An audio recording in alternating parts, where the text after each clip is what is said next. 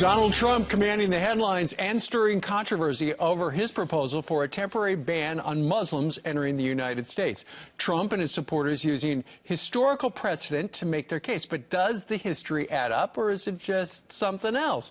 Here to take a closer look is Fox News legal analyst Peter Johnson, Jr. Hey, Steve, you know, the history is really interesting, so let's talk about some examples in terms of that. Something we talked about, we mentioned this yesterday, that apparently when Jimmy Carter was president during the Iranian hostage situation, he did a ban. He did. And what he did is imposed restrictions on Iranians in the United States. In response to the Iranian hostage crisis in 1979, he imposed restrictions on Iranians holding non-immigrant visas. And then 6 months later, he imposed restrictions on all Iranians in the United States and sending home, you know, folks with student visas and the like.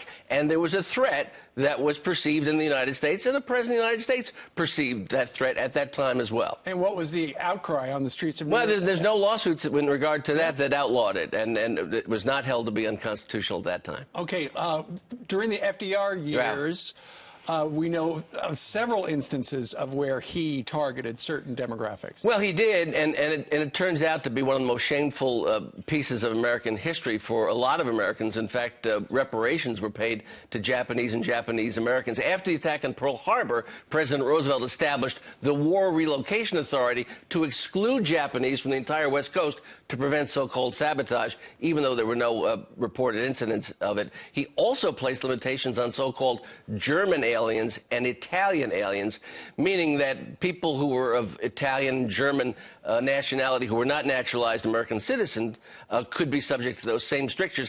In fact, Joe DiMaggio's father, who was an Italian citizen, couldn't visit his son's own restaurant in San Francisco because he couldn't go out of the district on the West Coast. Yeah. My times have changed. Okay, let's go back to the 1880s and the Chinese Exclusion Act. Chester Arthur, the Chinese Exclusion Act. Americans were upset about Chinese nationals coming to the United States, working on the rails, working in a lot of gold mines and things like that. But then they overstayed their welcome, and not until 1943 was that lifted. So the issue is, does the Congress and the federal government have the power to do this? They do. Under federal law and the so-called plenary power doctrine, the courts will defer to the federal government. Here's an example of that. In the Fiala versus Bell decision, in the exercise of its broad power over immigration and naturalization, Congress regularly makes rules that would be unacceptable if applied to citizens.